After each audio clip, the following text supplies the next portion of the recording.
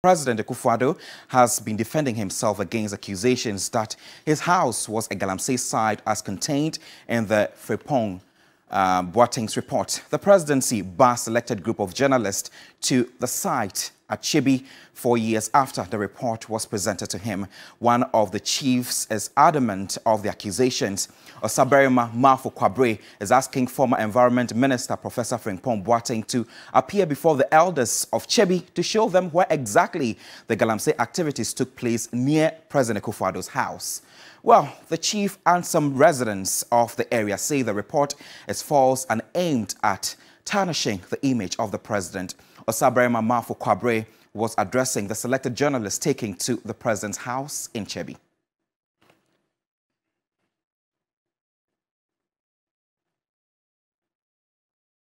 Let's still stay on this a while longer. The Ghana Integrity Initiative, GII, has described as unfortunate President Akufo-Addo's handling of the Galamsey report presented to him by the former minister and chairman of the Interministerial Committee on Galamsey, Professor Kwabena Frimpong Boateng. Programs manager Mary Ada said no matter what the form of document was presented, it should have been acted upon promptly to show commitment to the fight. Indicates the report didn't come with a cover letter, and for that matter, they picked it as an informal thing and didn't act on, and that is very unfortunate. We begin to also ask questions of, is it intentional that this was not acted on? Because they believe it is a personal letter which did not originate from the Interministerial Committee on Illegal Mining. However, for all of us, we know that this is a gentleman whom the president entrusted with power to ensure that the fight against Galamsey was won. So if this gentleman was out of office and decided to produce a report, I believe for every cause, I believe that the president should have acted. Unfortunately, we cannot determine what the president acts on and what he doesn't act on. But then we believe that an opportunity to further the cap of the fight against corruption was missed when this report was put aside. However, it's not too late because whatever happens, it's come out through somebody's initiative. And so what we are asking for is that some action should be taken so that the president then justifies his mantra of putting his presidency on the line for the fight against corruption. Because we know for a fact that Galamsey continues to happen with impunity across this country. It's interesting, and for that same purpose, I believe that verifying it's a good thing to do. We need to be able to validate claims that have been made. And so it does not take anything away from the presidency in wanting to validate claims that have been made by the veritable professor. However, with the dispatch, they have acted on this, knowing for a fact that these issues may have been overtaken by time because it's been 2 years. And we all know that the gentleman, when he was in office, I think that was about 2019. And I remember when you read, you indicated that it was close to the president's house. What the professor spoke to, that it was close to the president's house and it was close to his garden. The burning of excavators during Operation Vanguard, according to a former legal advisor to the operation, Captain Jamal Tunzua Said, retired, was illegal and could have been prevented. He asserted that the 1992 Constitution gives right to everyone and that the suspicion that someone engaged in illegal mining cannot diminish that person's right to ownership. He added that such victims may seek judicial redress. The Ghana Armed Forces has a traditional mandate, and so does the Ghana Police Service. But I was part of the military component of the Joint Task Force. So what you would want to think of is that the enforcement of law and order is not part of the primary mandate of the Ghana Armed Forces. But you would have certain constitutional provisions that allow for the president to assign certain secondary roles to the Ghana Armed Forces. And on this occasion, it looked as if that was what was activated. When you think of law enforcement, you want to think about a system that runs on the principles of the rule of law. And so you have a pre-established legal order.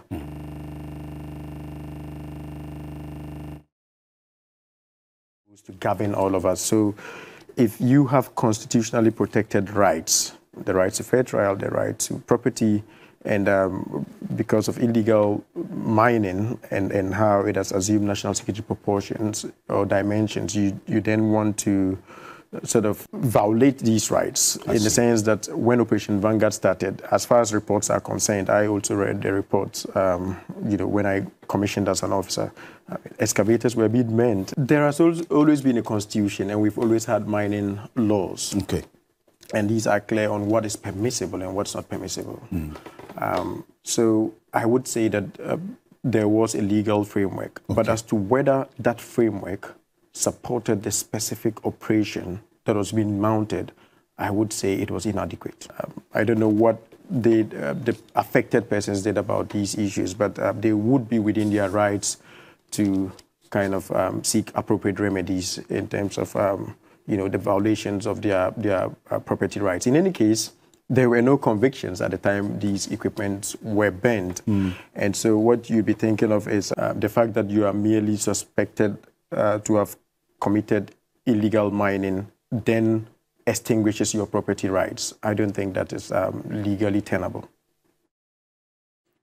The presidency is demanding a retraction and an apology from Al Jazeera producers of a documentary which cites President Akufo-Addo as having represented one gold smuggler, Alester Matthias. The documentary, titled Gold Mafia, implied President Akufo-Addo personally benefited unlawfully from an alleged $100 million state infrastructure contract purportedly awarded to the said Alester Matthias. The presidency, in the last few hours, in a statement signed by Secretary Nana Asante-Bediah to describe the work as fabricated, it indicated that efforts to get producers of the documentary to provide further and better particulars regarding the allegations of the president having represented the businessman in his shady dealings have proven futile. Nana Asante-Bediah too maintains Alester Matthias and his people regarding this particular resources denied the claims made to the documentary when he was confronted by Al Jazeera investigative journalists for the response. The presidency is of the view failure of producers to remove portions containing the allegations against the president before publishing as malicious and defamatory. They want the documentary withdrawn immediately, a retraction and an apology to the president and the government of Ghana within 7 days over the said publication.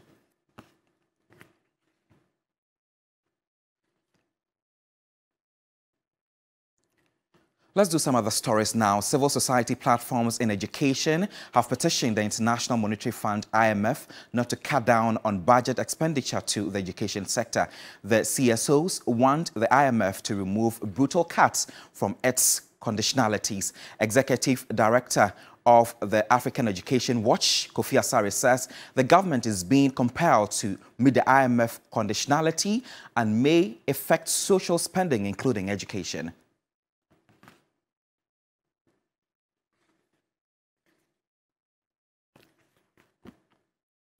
The Ghana National Association of Teachers, NAT, wants the National Tripartite Committee to demand from the Fair Wages and Salaries Commission the list of public sector employees who have received and earned salaries. According to NAT, this will help in the fight against public sector payroll fraud. Meanwhile, the Fair Wages has requested the affected employees to refund the money without delay. The ongoing payroll monitoring by the Fair Wages and Salaries Commission has generated some tension on the workers' front. Work on 58 public sector institutions have been completed.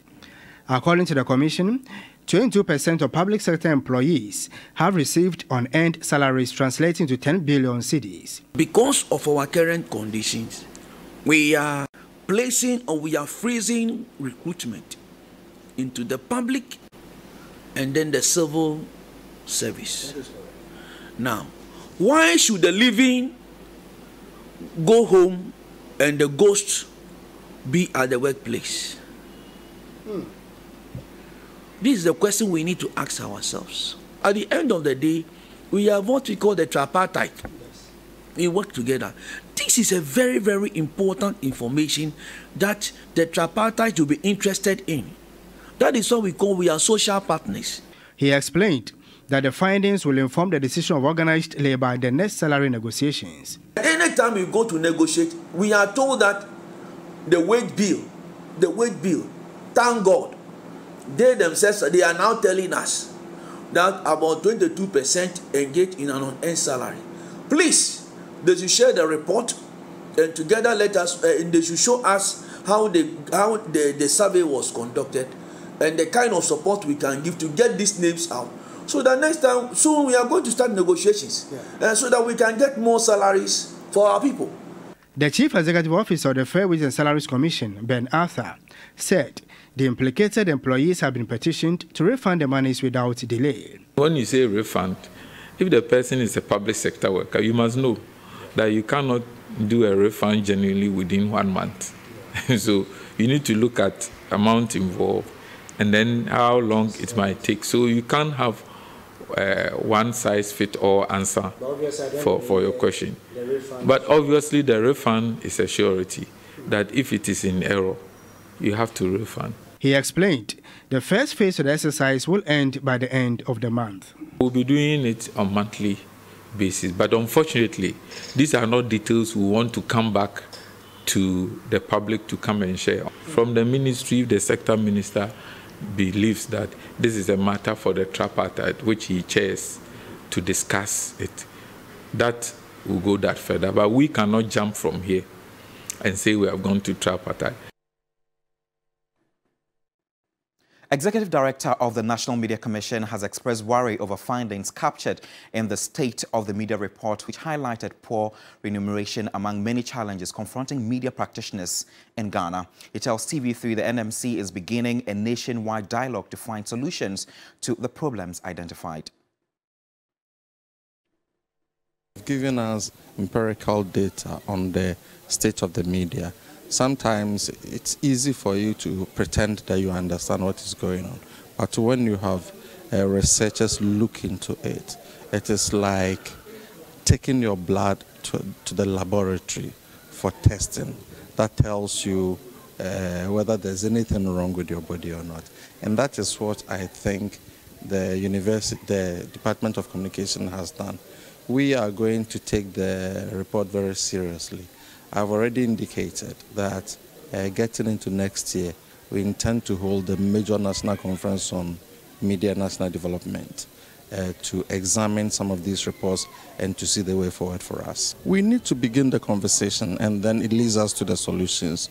So you mentioned specifically the remuneration of people in the media. I've said it before that we need to address it very seriously. But we also need to recognize that it is a factor of is a function of the economy generally. The industry needs to generate the resources to be able to look after its people. So we need to put all that together. How are we going to support the media industry to generate the needed revenues, the needed resources to be able to also fund its expenditure, including personal monuments? So this is where we are. You're still watching the morning news here on TV3 with me, Godwin Asidiba. A possible lease agreement for the operationalization of the Tema Oil Refinery for the next 6 years has been put on hold until workers of the refinery get familiar with content of the document. Workers have also put in a request to the Energy Minister to investigate the missing $2 million worth of condensate at the refinery. My colleague George Queening was at the Energy Ministry and reports.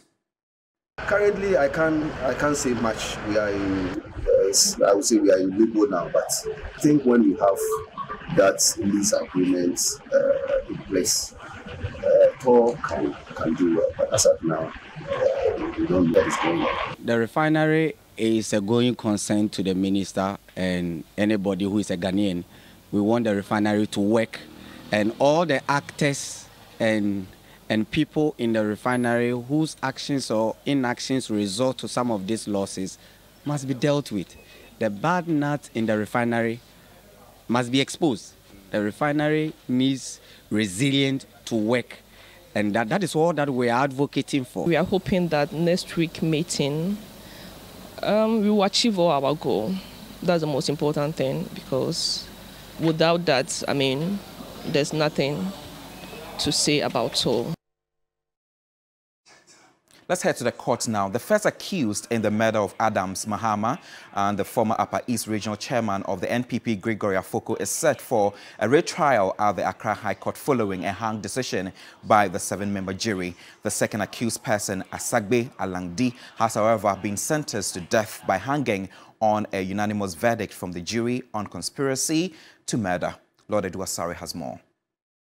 My lord, I haven't done anything, and I am pleading with the court. These were the final words of a seemingly dejected second accused in the Adams Mahama murder case, Asabke Alangdi. After 8 years of trial, which involved the prosecution calling on 16 witnesses, the prime suspect, Gregory Afoko, got a favorable verdict from the 7-member jury, who gave a 4-3 not guilty decision on both charges of conspiracy and murder. Justice Ifwa Melewood, a justice of the Court of Appeal, noted that per the law, a 4-3 verdict means it is a hung jury and there must be retrial of the case. Counsel for the second accused, Alangdi, said he will make an appeal to the death sentence pronounced on their client after the jury gave a unanimous verdict finding him guilty of conspiracy to commit murder. Alhaji Adams Mahama suffered severe injuries after a substance suspected to be acid was allegedly poured on him at his premises in Bogatanga on May 20, 2015. Lord Eduasari, TV3 News, Accra. Let's do some international news now. Kenyan police have arrested a popular televangelist and closed his church on the country's Indian Ocean coast following reports of mass deaths. The move comes as investigations go on into a religious cult linked to the deaths of nearly 100 people. Police have not formally connected the two cases. Pastor Ezekiel Odero, famed for drawing huge crowds at his functions, was held hours after police inspected a funeral home near his church. The police said morgue attendants had been collecting bodies at the New Life International Church premises in Kilifi Country. Kenyan Interior Minister Kithure Kindiki said police have evacuated more than 100 people who were holed up at the church and that they would be required to make statements.